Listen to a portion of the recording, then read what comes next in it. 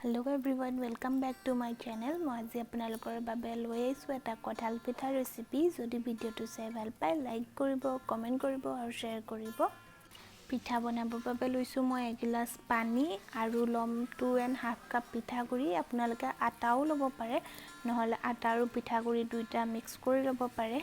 আপোনালোকে পানীৰ বদলি গৰু গাখীৰ নহয়তো বা আমুল তাজাও ল'ব পাৰে। মই আগতে 7 ফুটামান কঁঠাল পেষ্ট কৰি লৈছোঁ ভালছে মিক্সিত দি মেলি।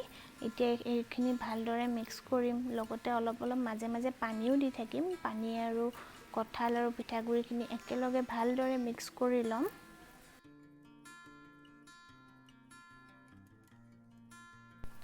ভালদৰে গুটিখিনি মিলাই লোৱাৰ পিছত আধা চামুচ বেকিং পাউডাৰ দি দিছোঁ।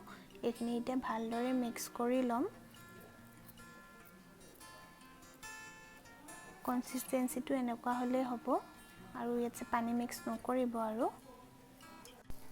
এতিয়া এখন মই তাৱা লৈছোঁ। তাৱাখন গৰম হোৱাৰ পিছত এচামুচ ৰিফাইন তেল দি দিছোঁ। তাতে এনেকৈ হেতাখনেৰে মই পেষ্টখিনি দি বহলাই দিছোঁ। আৰু আপোনালোকে জুইটো লো মিডিয়ামত ৰাখিব, বেছি হাই হৈ গ'লে জ্বলি যাব আৰু পিঠাখন নিসিজিব ভালদৰে। এতিয়া এখন প্লেটেৰে মই 2 মিনিট ঢাকি দিম সিজিবৰ বাবে। 2 মিনিটৰ পিছত প্লেটখন উদঙাই ইটো সাইডটো সিজিব দিম।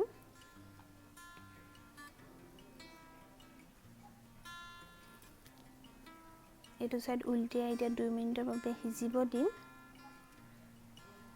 এখন পিঠাখন হৈ গৈছে, এতিয়া নমাই দিম।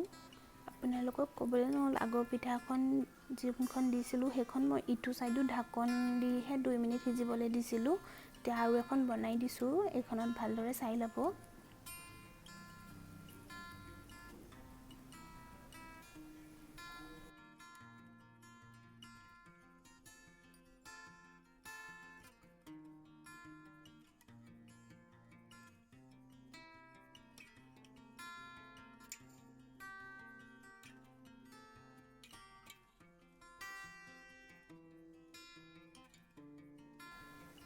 ঢাকনখন উদঙাই যেতিয়া পিঠাটো উলটিয়াব তেতিয়া অলপ ভালদৰে কৰিব। প্ৰথম তেনেকৈ সাইডটো অতৰাই ল'ব, তাৰপিছত উলটিয়াব, নহ'লে ভাগি থাকিব পিঠাখন। এইদৰে চাওক, মই যিদৰে কৰিছোঁ তেনেকুৱা কৰিলেও হ'ব। তাৰপিছত উলটিয়াই এইটো সাইডো আপোনালোকে ঢাকন মাৰি 2 মিনিট সিজিব দি দিব।